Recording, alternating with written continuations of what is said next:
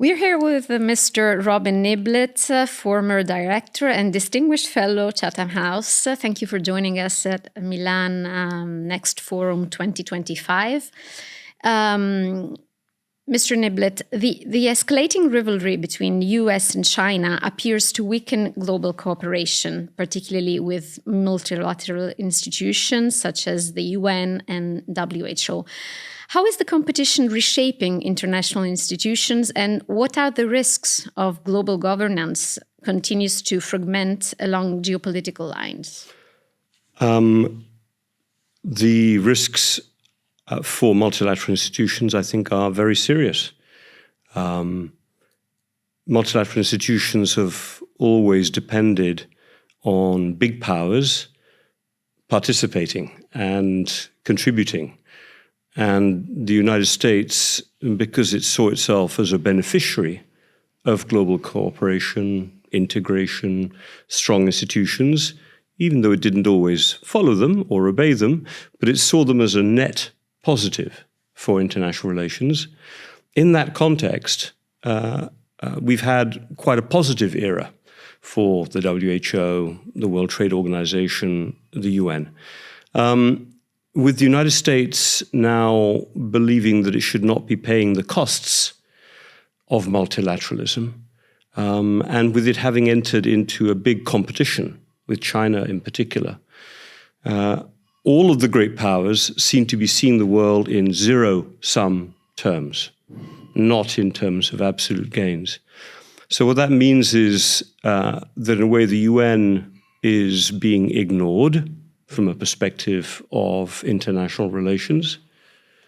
We seem to be moving to a world again of spheres of influence, with the United States wanting to dominate the Western Hemisphere, China maybe having the freedom, if it wants, to dominate the East, Russia and Europe competing maybe over the middle, and other countries trying to find their own space.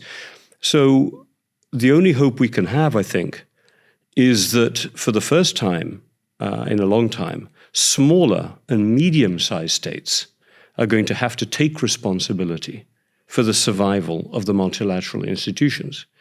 That does mean Europe and European countries.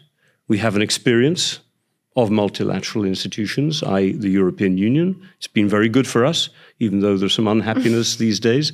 But if you look at where Europe was, it has progressed a lot. And if you look at countries from Latin America, Brazil, Argentina, Colombia, if you look at countries across Africa, these are countries that do not want to go back to a zero-sum, dangerous world. They want to go to one where at least some aspects of multilateralism survive. So I think what I would say is the most important thing is for countries, in particular in Europe, but some of the rising medium-sized powers like Brazil, Indonesia, India will be very important. They have to commit and say it is our responsibility now to keep these institutions alive, even if the United States steps away for a while, even if China ignores it, even if Russia ignores it. We need to set up an alternative future that other countries can join. Thank you, very clear. The Trump administration's freeze on U.S. aid funding marked a significant shift in U.S. foreign policy, creating uncertainty for humanitarian and development programs worldwide. In your view, how has this reduction in U.S. aid reshaped geopolitical dynamics and influence in regions traditionally supported by American aid? There's no doubt that at an official level, the United States is the largest single donor. However, if you put Europe all together, Europe is probably the biggest global donor.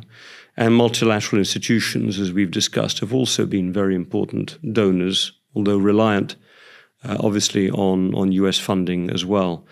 The reason I'm saying this is that look, aid has been very good from a humanitarian standpoint in helping alleviate extreme suffering after natural crises around the world. It has certainly helped levels of education for young girls and women in countries that didn't have it before.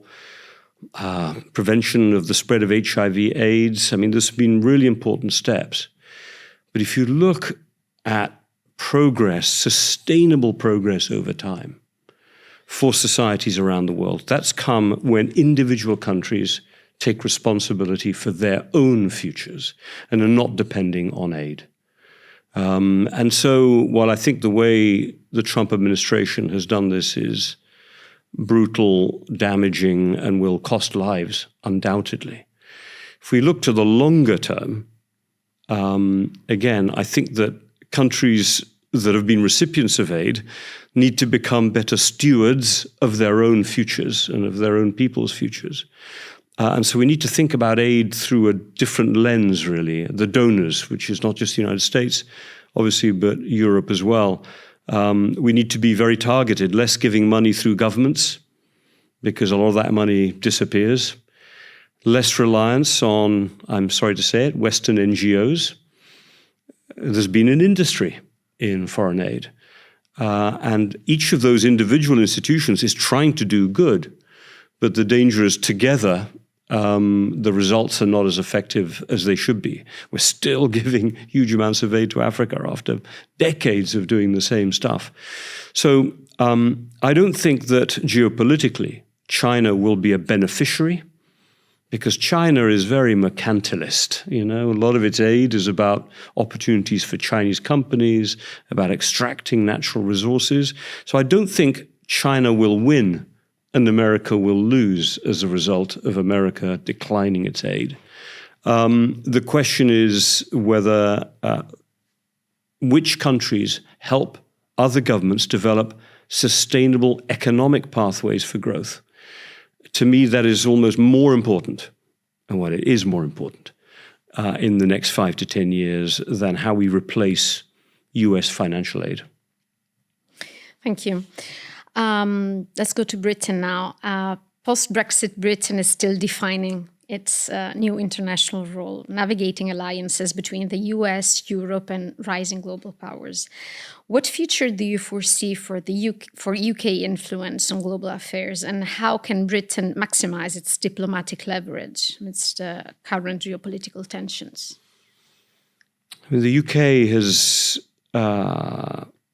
weakened its influence in Europe through Brexit. And Europe is going to be one of the players in international relations. The problem is that Europe is not one thing. The European Union isn't one mind. It isn't one actor, especially in international relations. International trade, 80%, 90%, the EU is a thing. But in foreign and security policy, it still is not.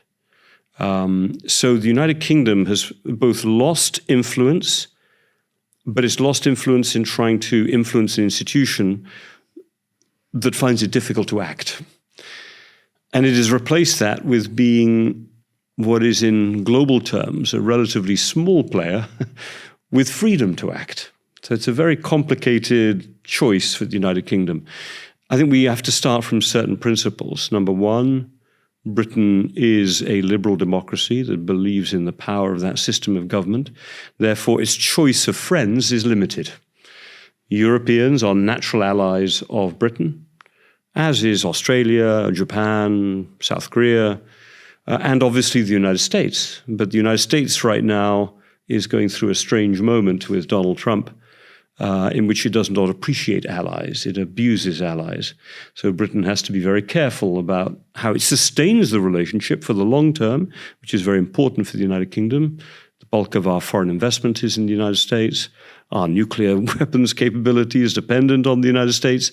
And there's some very fundamental connections between the United Kingdom and the US that will not go away.